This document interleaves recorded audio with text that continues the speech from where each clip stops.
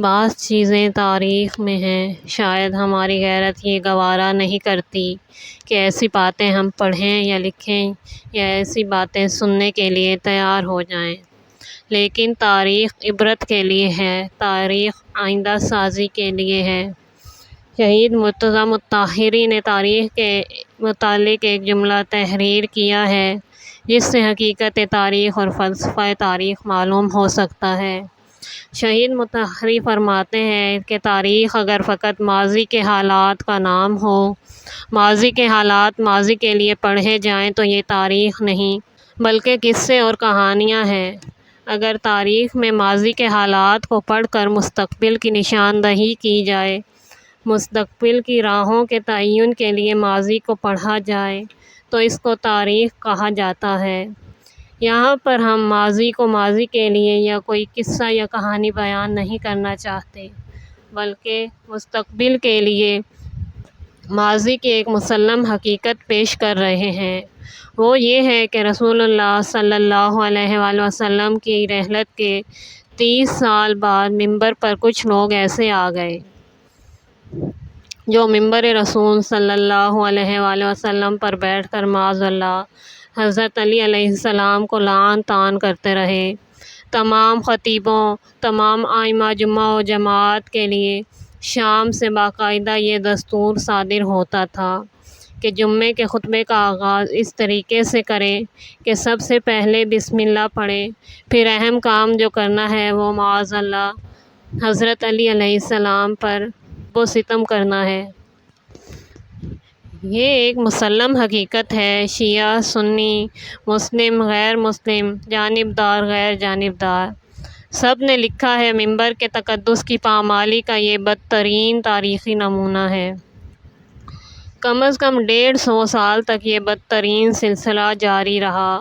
بعض اوقات یہ کام اعلانیہ ہوتا رہا، لیکن بعض اوقات ذرا مخفی طور پہ ہوتا رہا، حتیٰ کہ عمر بن عبدالعزیز بنو امیہ کے ایک بادشاہ کا زمانہ آیا تو اس نے اس مذموم فعل کی رسمیت اور قانونی حیثیت کو ختم کر دیا۔ یوں نہیں کہ اس نے بند کرا دیا ہو، پھر بھی یہ کام ہوتا رہا، بلکہ اس نے قانون کو باطل قرار دے دیا۔ حضرت علی علیہ السلام پر سب و شتم قانونی طور پر منع کر دیا۔ منبر رسول اللہ صلی اللہ علیہ وآلہ وسلم پر بیٹھنے والے بندروں نے امت کے سامنے امام امت کو گالیاں دیں، لعن طعن کرتے رہے اور ساری امت انہی کے پیچھے نمازیں بھی پڑھتی رہی اور حضرت علی علیہ السلام کے اوپر سب و شتم بھی برداشت کرتی رہی۔ حالانکہ فرشتوں کو یہی اندیشہ تھا کہ اے رب، یہ انسان تیرے مقدس بندوں کے تقدس کو بھی پامال کرے گا۔ ملائکہ کا کہنا سچ ثابت ہوا کہ علی علیہ السلام جیسے مقدس انسان کے تقدس کو منبر رسول اللہ صلی اللہ علیہ وآلہ وسلم سے پامال کیا جاتا رہا۔ حضرت علی علیہ السلام کے تقدس کی پامالی سے تمام مقدسات پامال ہوئے۔ حضرت علی کسی شخص کا نام نہیں تھا، علی علیہ السلام ایک شخصیت کا نام تھا۔ یوں نہیں کہ وہ صرف ابو طالب کے بیٹے تھے، بلکہ علی ولی خدا بھی تھے، امام امت، رہبر اور قائد بھی تھے۔ علی علیہ السلام سرپرست مملکت بھی ہیں، علی سرپرست امت بھی اور سرپرست دین بھی ہیں۔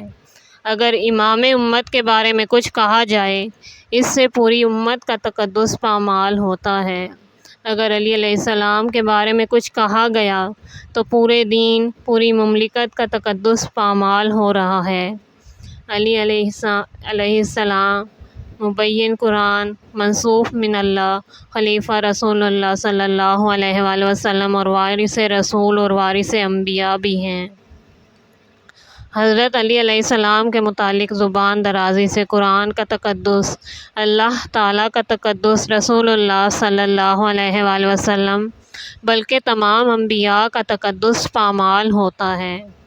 منبر رسول کے تقدس کی پامالی سے تمام مقدسات کا تقدس پامال ہوتا ہے، بلکہ تمام اقدار کا تقدس پامال ہوتا ہے۔ امت بھی نامقدس ہو چکی تھی، اس لیے کہ منبر پر بنی امیہ کے لقمہ خور خطبہ بیٹھ کر امام امت کو لعن طعن کرتے رہے۔ لیکن امت خاموش تماشائی بن کر سنتی رہی۔ یہ سننا بھی تقدس کی پامالی تھی۔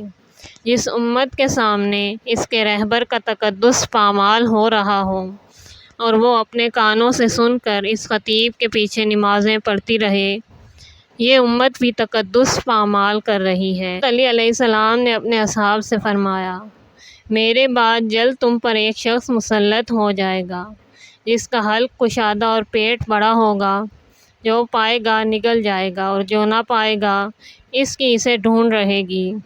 بہتر تو یہی ہے کہ تم اسے قتل کر ڈالنا، لیکن یہ معلوم ہے کہ تم اسے ہرگز قتل نہ کرو گے۔ وہ تمہیں حکم دے گا کہ مجھے برا کہو اور مجھ سے بیزاری کا اظہار کرو۔ جہاں تک برا کہنے کا تعلق ہے، مجھے برا کہہ لینا، اس لیے کہ یہ میرے لیے پاکیزگی کا سبب اور تمہارے لیے دشمنوں سے نجات پانے کا باعث ہے، لیکن دل سے بیزاری اختیار نہ کرنا، اس لیے کہ میں دین فطرت پر پیدا ہوا ہوں اور ایمان و ہجرت میں سابق ہوں۔ مفتی جعفر حسین اس خطبے کے ذیل میں لکھتے ہیں، اس خطبے میں جس شخص کی طرف علی علیہ السلام نے اشارہ کیا ہے، اس سے بعض نے زیاد بن عبیہ، بعض نے حجاج بن یوسف اور بعض نے مغیرہ بن شیبہ کو مراد لیا ہے، لیکن اکثر شارحین نے اس سے مراد لیا ہے، اور یہی صحیح ہے، کیونکہ جو اوصاف حضرت نے بیان فرمائے ہیں وہ اس پر پورے صادق آتے ہیں۔ علی علیہ السلام پر سب و شتم کرنا اور اپنے عالموں کو اس کا حکم دینا تاریخی مسلمات میں سے ہے کہ جس کے انکار کی کوئی گنجائش نہیں، اور منبر پر ایسے الفاظ کہے جاتے تھے کہ جن کی زد میں اللہ اور رسول اللہ صلی اللہ علیہ وآلہ وسلم بھی آ جاتے تھے۔ چنانچہ ام المومنین ام سلمہ نے معاویہ کو لکھا، تم اپنے منبروں پر اللہ اور اس کے رسول صلی اللہ علیہ وآلہ وسلم پر لعن طعن کرتے ہو، وہ یوں کہ تم علی ابن ابی طالب اور انہیں دوست رکھنے والوں پر لعنت کرتے ہو، اور میں گواہی دیتی ہوں کہ علی علیہ السلام کو اللہ بھی دوست رکھتا ہے اور اس کا رسول صلی اللہ علیہ وآلہ وسلم بھی۔ ایسے عالم میں جب حسین بن علی نے دیکھا کہ سب سے بڑی قدر جو خدا نے انسان کے لیے مقرر کی تھی کہ اے انسان، میں قدوس ہوں، میں مقدس ہوں، تیرا کام تقدیس و تقدس اور تسبیح ہے، جب تو نے تقدس کو چھوڑ دیا تو میری طرف نہیں آ سکتا، اس لیے کہ میری ذات قدوس ہے۔ جب حسین بن علی نے دیکھا کہ انسان نے تقدس کا راستہ چھوڑ دیا ہے، تمام مقدسات کو پامال کرنا شروع کر دیا ہے، تو یہ وقت آ گیا تھا کہ مساجد، مجالس، منابر، بیت اللہ، قرآن، امام، امت اور دین کو اپنا تقدس پلٹایا جائے۔ امت کو تقدس کا راستہ بتایا جائے کہ کس طرح تقدس بحال رکھا جاتا ہے۔ امام حسین علیہ السلام نے جو قربانی دی، یہ قربانی تقدیس تھی، یہ قربانی تقدس اقدار الہی کے تقدس کو بچانے کے لیے دی تھی۔ جب الہی اقدار امت، حکومت اور معاشرے کے اندر مر جائیں، اقدار مرتے ہوئے کوئی دیر نہیں لگتی بلکہ بہت جلد مر جاتی ہیں۔ رسول اللہ صلی اللہ علیہ وآلہ وسلم کی رحلت سے نصف صدی گزرنے کے بعد اقدار مر گئیں، پھر اسے زندہ کرنے کے لیے کربلا کی ضرورت پڑی، تو 1400 سال گزرنے میں کئی نصف صدیاں گزر چکی ہیں، یہاں تو کم از کم 28 مرتبہ اقدار مر چکی ہوں گی۔ لہٰذا آج بھی یہی حال ہے، منبر، مسجد، مجلس، مقاصد اور وسائل کا تقدس پامال کیا جا رہا ہے۔ منبر کا تقدس یہ نہیں کہ کوئی آ کر بسم اللہ پڑھ کر اپنی تقریر شروع کرے، پھر جو کچھ منہ سے نکلے کوئی پرواہ نہیں، صرف لوگوں سے داد لے کر نعرے لگوانا ہے۔ حالانکہ منبر کا تقدس پامال ہونے سے قرآن کا تقدس، انبیاء کا تقدس، ایمان کا تقدس، امام کا تقدس اور دین کا تقدس پامال ہو جائے گا، اور اس گناہ میں سننے والے بھی شریک ہوں گے۔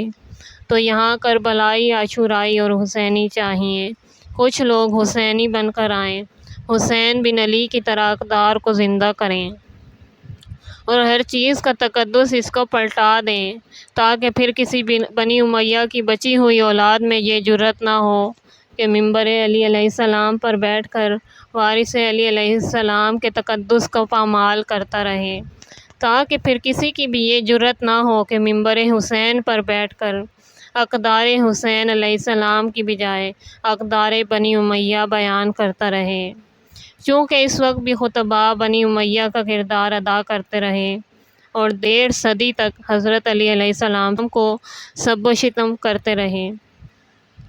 حضرت امام حسین علیہ السلام نے ممبر کا تقدس پامال ہونے کے ساتھ ساتھ احکام شرعیہ کا تقدس پامال ہوتے دیکھا۔ بدھ کو نماز جمعہ پڑھائی جاتی رہی۔ بدھ کو نماز جمعہ پڑھانا دین کے تمسخر اور اقدار الہی کے ساتھ مذاق ہے، لہٰذا امام حسین علیہ السلام نے آ کر اس عظیم قربانی سے دین کا تقدس، منابر اور مساجد کا تقدس پلٹا دیا۔ آپ نے وسائل اور ذرائع اور مقاصد کا اپنا تقدس اس طرح پلٹا دیا کہ جب بھی تقدس کی پامالی شروع ہو جائے، مقدسات کا تقدس پامال کرنے والے سامنے آ جائیں تو سیرت امام حسین علیہ السلام پر چل کر ہی ان کا مقابلہ کیا جا سکتا ہے۔ البتہ ان کو پیچھے ہٹانے کے لیے امام حسین علیہ السلام کا کردار ادا کرنا پڑتا ہے۔ آپ نے فرمایا، مجھ جیسا کبھی بھی یزید جیسے کی بیعت نہیں کر سکتا، تو ضمناً یہ بھی فرما دیا کہ مجھ جیسا جب بھی اقدار کو زندہ کرنا چاہے گا تو پھر میری طرح اسے قربانی دینے کی ضرورت ہے، وہ میری سیرت پر چل کر ہی مقابلہ کر سکتا ہے۔ آپ نے مقدسات کا تقدس پلٹانے کا طریقہ بتایا۔ آپ نے دین کے تقدس کو بحال رکھنے کا ہنر سکھایا۔ آپ نے رہتی دنیا تک تقدیس وسائل کا درس دیا۔ مقدس مقصد تک پہنچنے کے لیے مقدس وسائل و ذرائع کا استعمال ایسی قدر تھی جو تبدیل ہو چکی تھی، مردہ ہو چکی تھی۔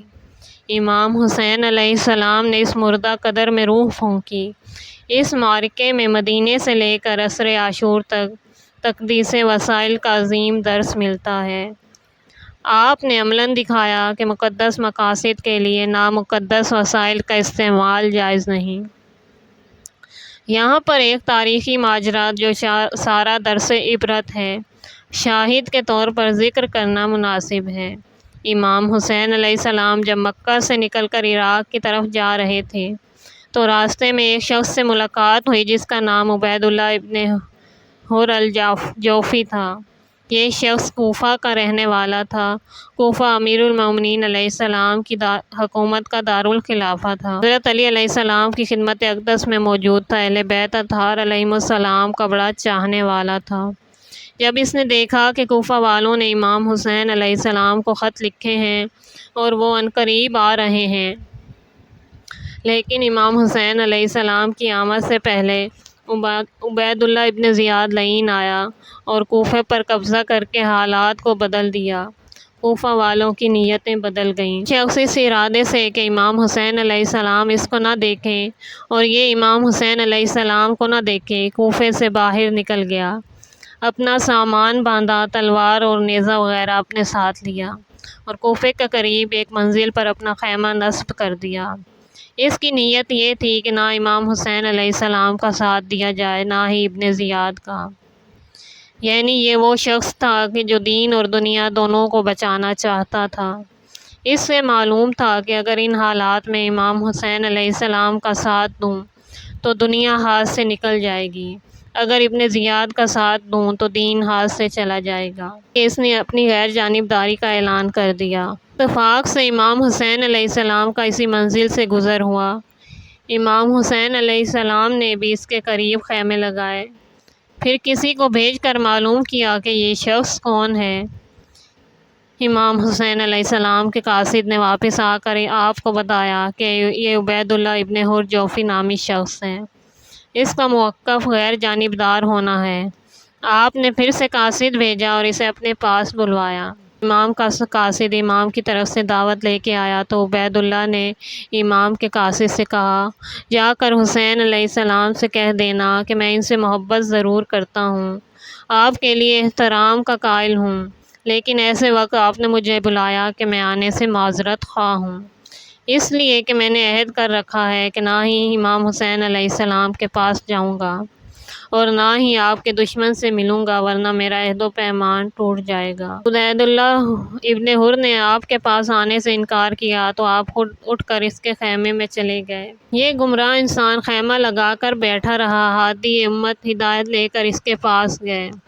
یہ گمراہ سمجھ رہا تھا کہ اب امام حسین علیہ السلام مجبوری کی حالت میں ہیں، ان کو اب افراد کی ضرورت پڑ گئی ہے، مشکل میں پھنسے ہیں، لہٰذا میرے پاس آ کر مدد مانگ رہے ہیں۔ حالانکہ امام حسین علیہ السلام اس گمراہ سے کچھ لینے کے بجائے کچھ دینے گئے تھے، اس کی گمراہی دور کرنے گئے تھے، اسے منکرات کے سمندر میں ڈوبنے سے نجات دینے گئے تھے۔ حسین علیہ السلام کے القابات میں سے ایک لقب جو پیغمبر اکرم صلی اللہ علیہ وآلہ وسلم نے عطا فرمایا تھا، ان الحسین مصباح الہدیٰ وسفینۃ النجات۔ امام حسین علیہ السلام اسے کہنا چاہتے تھے کہ ہلاکت کے سمندر میں تلاطم آ گیا ہے، منکرات کی دنیا میں طوفان آ گیا ہے، تم بھی منکرات کے ساحل پر کھڑے ہو، ان قریب اس سمندر میں ڈوبنے والے ہو، میں نجات کی کشتی بن کے آیا ہوں، آؤ اقدار کی کشتی پر بیٹھ جاؤ، نجات پا جاؤ گے۔ لیکن عبید اللہ ابن حر نے جواب دیا، اے حسین، اس وقت آپ کو مجھ سے زیادہ اس گھوڑے کی ضرورت ہے، میرے نیزے اور میری تلوار کی ضرورت ہے۔ عرب شاعر تھا، اس نے اپنے گھوڑے، نیزے اور تلوار کے قصائد پڑھے، آج بھی وہ قصائد تاریخ میں موجود ہیں۔ اس نے کہا، اس گھوڑے سے میں نے کتنے میدان مارے، اس نیزے سے کتنے سینے چھلنی کیے ہیں، اس تلوار سے میں نے کتنی گردنیں کاٹی ہیں۔ یہ کہہ کر وہ امام حسین علیہ السلام کو اپنے نامقدس وسائل دینا چاہتا تھا، لیکن امام حسین علیہ السلام نے اس کے جواب میں یہ آیت شریفہ تلاوت فرمائی کہ میں گمراہوں سے مدد نہیں لے سکتا، میں تو تیری گمراہی دور کرنے آیا ہوں، تم جیسے گمراہوں سے مدد لینے نہیں آیا ہوں، تیرا نیزہ، گھوڑا اور تلوار لینے نہیں آیا، تو اس سے اسلحہ لینے نہیں آیا، مجھے ان نامقدس وسائل کی ضرورت نہیں۔ اگر تم خود آنے کے لیے تیار نہیں، اگر تم گمراہ ہو تو ہم بھی اپنے مقدس مقاصد کے لیے نامقدس وسائل کا استعمال نہیں کرتے، میرے خدا نے حکم دیا ہے۔ اس تاریخی ماجرے سے یہ قدر زندہ ہوتی ہے کہ کسی بھی صورت میں پاک مقصد کے لیے ناپاک ذرائع کا استعمال جائز نہیں۔ کربلا میں ہر قدم پر مری ہوئی اقدار زندہ ہو رہی ہیں، حسین بن علی کے کلام سے مردہ اقدار زندہ ہو رہی ہیں اور منکرات کو دفن کیا جا رہا ہے۔ خدا کی قسم، شاید 1400 سال لگ جائیں اور اقدار عاشورہ بیان کرتے کرتے ختم نہ ہوں۔ یہ کوئی مبالغہ آرائی نہیں، بلکہ ایک واضح سی حقیقت ہے۔ آئیے اس تاریخی ماجرے پر نظر ڈالیے، کتنی اقدار صرف اس مختصر ملاقات میں زندہ ہو رہی ہیں۔ عبید اللہ ابن حر جوفی نے اپنی غیر جانبداری کا اعلان کیا تھا، لیکن دیکھنا یہ ہے کہ غیر جانبداری معروف اقدار میں سے ہے یا منکرات میں سے ہے۔ آج اگر انسان مسلمانوں بلکہ امام حسین علیہ السلام کے ماننے والوں کی اکثریت سے پوچھے کہ غیر جانبداری کیسی صفت ہے، تو بہت سے لوگ غیر جانبداری کی حمایت کرتے ہوئے نظر آئیں گے۔ اکثر لوگ اس کو ایک معروف قدر کے طور پر سمجھتے ہیں، لیکن امام حسین علیہ السلام نے بیان فرمایا کہ غیر جانبداری اچھی صفت نہیں، یہ گمراہی ہے۔ حق و باطل کی جنگ میں غیر جانبدار رہنا باطل پرستوں سے کہیں زیادہ پست تر ہونے کے برابر ہے۔ انسان کا ایک ہی وظیفہ بنتا ہے کہ وہ ہمیشہ حق کا ساتھ دے اور باطل سے نفرت و بیزاری کا اعلان کرے۔ غیر جانبداری سے دراصل باطل کی حمایت ہوتی ہے۔ آج ہم طالب علموں اور اہل علم سے اگر یہ کہا جائے کہ فلاں بستی میں گمراہ لوگ رہتے ہیں، جائیے ان کو ہدایت کریں، تو ہم اپنے لیے تاویلیں ڈھونڈنا شروع کر دیتے ہیں۔ یہ ہمیشہ پیاسا کنویں کے پاس آتا ہے۔ اگر اسی کو اپنی منطق بنا کر اس کو قدر سمجھتے ہیں کہ ہم تو عالم ہیں، ہم مدرسے میں، گھر میں اور اپنی مسجد میں بیٹھے ہیں، اگر لوگوں کو ہماری ضرورت ہے تو آئیں ہم سے پوچھیں، ہم دین بتائیں گے، اس لیے کہ ہم کنواں ہیں اور وہ پیاسے ہیں۔ کبھی بھی کنواں چل کر پیاسے کے پاس نہیں جاتا، بلکہ پیاسا آدمی کنویں کے پاس آتا ہے۔ گمراہوں کے پاس نہ جانا اپنے لیے باعث عزت و وقار سمجھتے ہیں۔ حالانکہ کنواں بن کر پیاسوں کو پیاسا رکھنا سب سے بڑا منکر ہے۔ کنویں اور نہر کے پانی میں بڑا فرق ہے۔ کنویں کا پانی اس کی تہہ میں چھپ کر بیٹھا ہوتا ہے اور پیاسے اس پانی کو ڈھونڈنا شروع کر دیتے ہیں۔ اگر کوئی پیاسا آ کر پانی نکالنا چاہے تو کنواں گھونٹ گھونٹ پانی دینا شروع کر دیتا ہے۔ لیکن نہر بھی پانی کا منبع ہے جو پیاسوں کی تلاش میں گھومتی پھرتی ہے کہ کہیں کوئی پیاسا مل جائے، اس کی جڑوں میں پانی ڈال دے۔ حسین بن علی نے فرمایا، میں کنواں نہیں ہوں بلکہ چشمے کی مانند ہوں۔ اگر کوئی گمراہ میرے پاس نہیں آتا تو میں خود اس کے پاس چل کر جاتا ہوں۔ پیاسے میں مقابلے میں فقط کنواں کیوں نظر آتا ہے؟ پیاسے کے مقابلے میں دریا کیوں نظر نہیں آتا؟ نہریں کیوں نہیں دیکھتے ہو؟ کبھی بھی فصلیں چل کر دریا یا نہر کے پاس نہیں جاتی، بلکہ ہمیشہ نہر یا دریا کا پانی چل کر فصلوں کے پاس جاتا ہے۔ قرآن کریم میں یہی آیا ہے، ہم نے گمراہوں کے پاس رسول بھیجا، نہ کہ رسول صلی اللہ علیہ وآلہ وسلم کے پاس گمراہ بھیجے۔ حسین بن علی نے رسول اللہ صلی اللہ علیہ وآلہ وسلم کی سیرت پر عمل کیا اور گمراہوں کے پیچھے جانے کو ایک قدر کے طور پر متعارف کرایا۔ امام حسین علیہ السلام جب اس گمراہ جوفی کے پاس گئے تو اس کے ذہن میں یہی آیا کہ امام حسین علیہ السلام کی کوئی غرض ہے، کوئی مشکل ہے جو میرے ذریعے سے حل ہو سکتی ہے۔ دیکھوں یہ مجھ سے کیا مانگتے ہیں۔ آج بھی تو یہی کہتے ہیں کہ اگر کوئی عالم دین کے پاس جائے تو وہ سمجھتا ہے کہ اس کو کسی چیز کی ضرورت پڑ گئی ہے، آج کہیں پھنس گیا ہے، اس کو کچھ چاہیے اس لیے تو میرے پاس آیا ہے۔ ممکن ہے کچھ لوگ ایسے بھی ہوں جو عالم دین کے لباس میں جا کر لوگوں کو لوٹ لیں، مختلف بہانوں سے لوگوں سے پیسہ نکالنا چاہتے ہیں، لیکن واقعی عالم دین سیرت امام حسین علیہ السلام پر عمل کر کے لینے کی بجائے دینے آتے ہیں، اقدار حسینی کو لے کر ان کے پاس جاتے ہیں، صرف لوگوں کی گمراہی دور کرنے اور ان کو ہدایت دینے جاتے ہیں۔ حسینی اقدار میں سے ایک انفاق بھی ہے، یعنی آپ نے دینے کا طریقہ سکھایا، لینے کا طریقہ نہیں سکھایا۔ رسول اللہ صلی اللہ علیہ وآلہ وسلم کا وارث وہ ہوتا ہے جو رسول اکرم کی طرح گمراہوں کو کچھ دینے آتا ہے، اس لیے کہ گمراہوں کے پاس دینے کے لیے کچھ ہوتا ہی نہیں، وہ گمراہی کے علاوہ کیا دے سکتے ہیں، بلکہ ہمیشہ ان کو دینے کے لیے رسول تشریف لاتے ہیں۔ لہٰذا رسول اللہ صلی اللہ علیہ وآلہ وسلم نے فرمایا، میں تم سے اجرت لینے نہیں آیا بلکہ تمہیں اہل بیت کی محبت دینے آیا ہوں۔ میں یہ نہیں کہتا کہ مجھے اجرت دیں، بلکہ میں یہ کہتا ہوں کہ مجھ سے ثقلین لے لیں اور ان سے محبت کریں، چونکہ اس محبت میں تمہارا فائدہ ہے کہ تم گمراہ نہیں ہوگے۔ صرف رشوت خوری، چوری اور غصبی مال نامقدس نہیں ہوتا، بلکہ نامقدس ہر وہ وسیلہ ہے جو کسی نامقدس اور گمراہ انسان کے پاس ہے۔ ہر وہ مال مقدس ہوتا ہے جو مقدس مالک کے پاس ہوتا ہے۔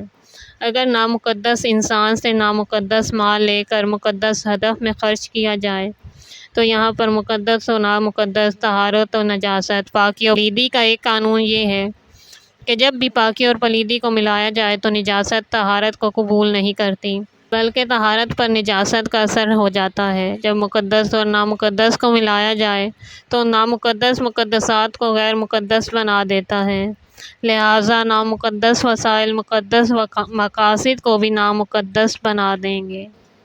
وہ ذات قدوس ہے، نامقدس چیزیں قبول نہیں کرتی۔ بعض لوگوں نے اگر مسجد بنانی ہے، امام بارگاہ بنانا ہے، اگر مقدس مجالس کرانی ہے تو مقدس لوگوں کا مال خرچ کیا جائے۔ وہ قدوس کی بارگاہ مقدس میں کچھ پیش کرنا ہو تو مقدس وسائل سے استفادہ کرنا چاہیے۔ وہ ذات قدوس ہے، نامقدس چیزوں کو قبول نہیں کرتی، لہٰذا بعض لوگوں نے کروڑوں کی تعداد میں دیا، چونکہ نامقدس تھا، خدا نے قبول نہیں کیا۔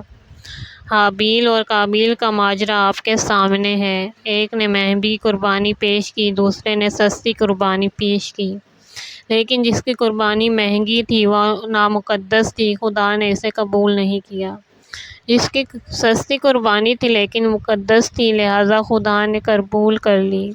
خدا صرف متقین، مقدسین اور پاک و پاکیزہ لوگوں سے قبول کرتا ہے۔ حسین بن علی نے جس قدر کو زندہ کر کے عاشورائی قدر بنا دیا، وہ ہمیشہ کے لیے حسینی اقدار میں سے شمار ہوگی۔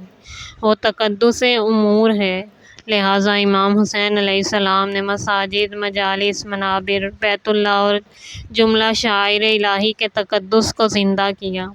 سب سے بڑھ کر امامت و قیادت اور رہبری کا تقدس زندہ کیا۔ آج اگر یہ مقدس مقامات پامال ہو رہے ہیں تو حسین بن علی سے آ کر سیکھو کہ کوئی ان مقدسات کو پامال نہ کر سکے۔ ہمیشہ نامقدس انسانوں کے ہاتھوں مقدسات پامال ہوتے جائیں گے، اس لیے کہ نامقدس انسان کے نزدیک کوئی چیز مقدس نہیں ہوتی، حتیٰ کہ کسی کا خون بھی مقدس نہیں ہوتا۔ یہاں تک کہ حسین علیہ السلام جیسے مقدس و پاکیزہ خون کو بھی گرانا واجب سمجھتے ہیں۔ خدا لعنت کرے اس نامقدس لعین پر کہ جس نے امام حسین علیہ السلام کے مقدس خون بہانے کا فتویٰ دیا۔